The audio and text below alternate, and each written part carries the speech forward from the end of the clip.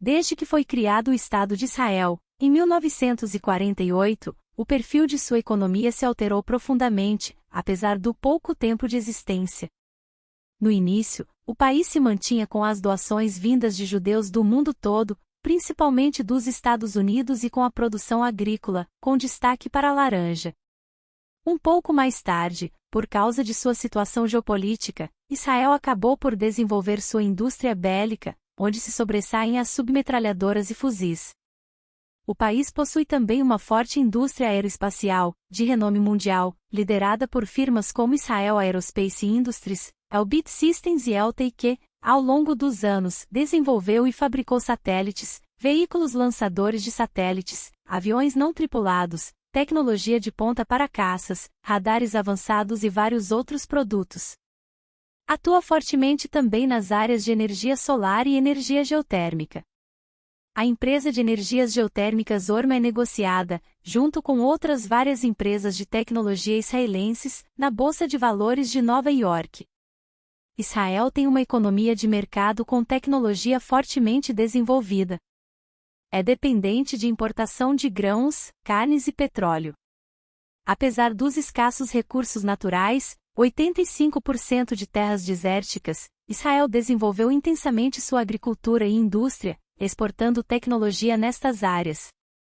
Diamantes, alta tecnologia, equipamentos militares, softwares, produtos farmacêuticos, química fina, produtos agrícolas e insumos são suas principais exportações.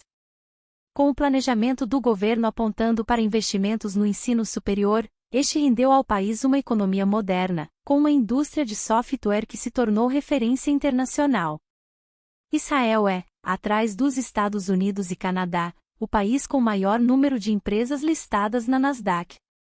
O turismo é outro setor importante para a economia. Este setor teve significativa queda nos últimos 7 anos em virtude dos ataques terroristas. Em 2012, o país era o 22º no ranking de competitividade do Fórum Econômico Mundial. A economia israelense é altamente indexada.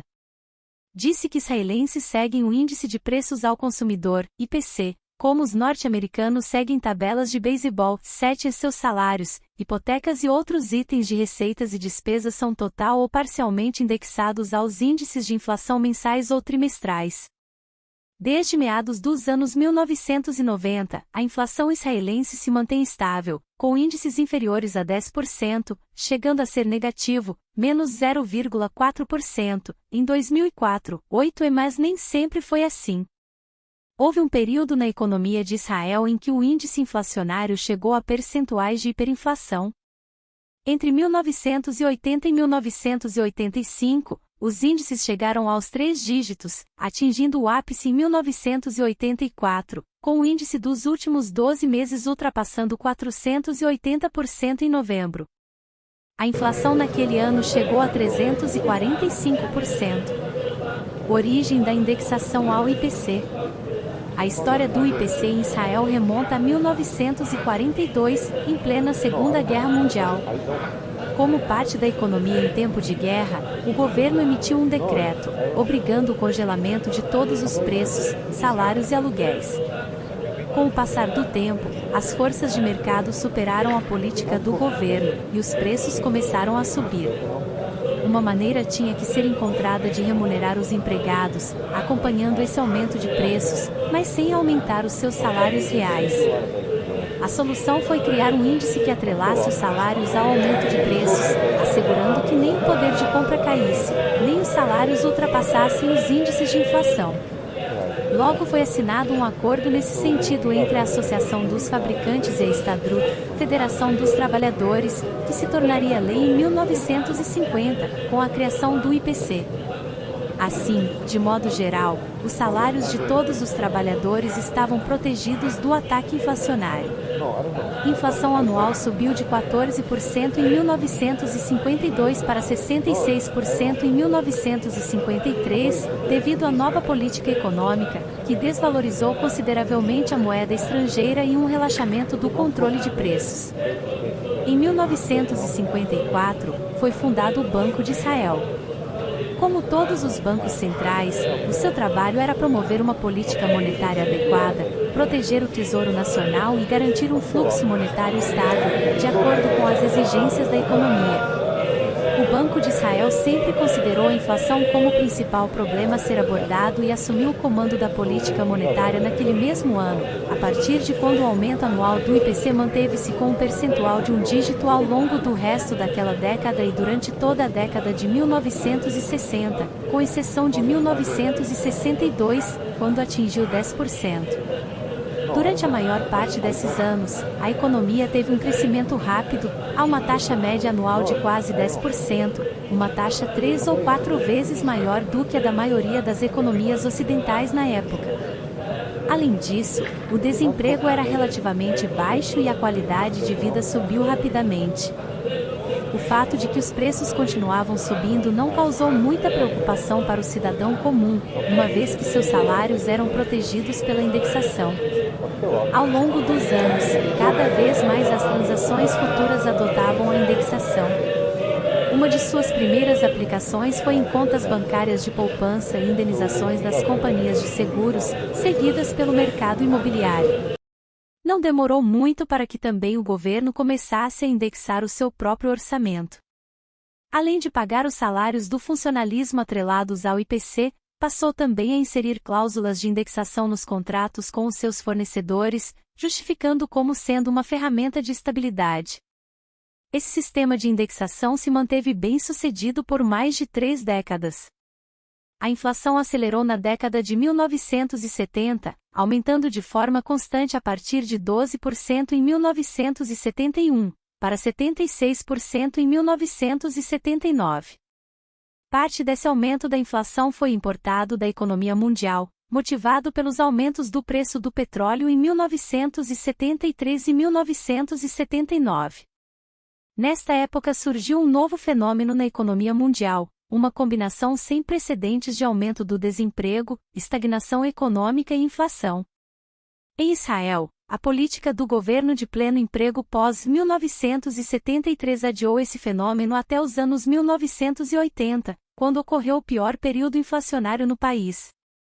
De 130% em 1980, saltou para 142% em 1983 e depois para 345% em 1984. 11 Enquanto isso, o sistema de indexação estava funcionando de forma satisfatória e, além disso, o consumo privado crescia de forma impressionante em 28% durante o período de 1980 a 1983. No entanto, tornou-se óbvio que algo deveria ser feito para conter a escalada inflacionária. Antes perfeita, a indexação passou a realimentar a inflação a um ritmo crescente. Com a evolução para a hiperinflação, a espiral de preços foi se tornando um entrave para a economia. Lidar com os ajustes diários da indexação e suas repercussões estava drenando o tempo e os recursos das famílias e empresas. O controle da inflação. Em julho de 1985, o governo adotou a política de estabilização econômica, que apelou para a interferência na economia de uma forma a princípio considerada reacionária entre os teóricos da economia. Um congelamento total de preços de todos os bens e serviços foi imposto e o mecanismo de indexação foi suspenso. Tudo passou a ser tabelado, com etiquetas de preços em lojas, as tarifas dos serviços, os preços especificados em contratos, salários, orçamentos públicos e taxas de câmbio. Tudo permaneceu fixado no valor nominal exato do dia em que a política foi implantada. O tratamento de choque funcionou.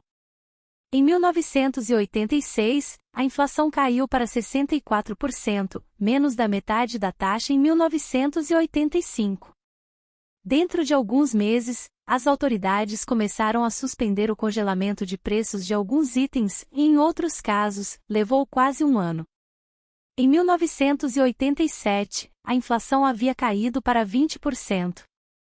O sistema de indexação ao IPC foi restabelecido assim que a política de estabilização mostrou sinais de sucesso, embora o Banco de Israel começasse a tomar medidas mais rigorosas para supervisionar os aspectos monetários da economia. Ao longo da década de 1990, os índices de inflação diminuíram ainda mais, embora não linearmente. O governo comprometeu-se a conter os gastos deficitários e reduzir o controle sobre o mercado financeiro. Muitas restrições às importações foram suspensas e os monopólios foram distribuídos, trazendo os preços para baixo.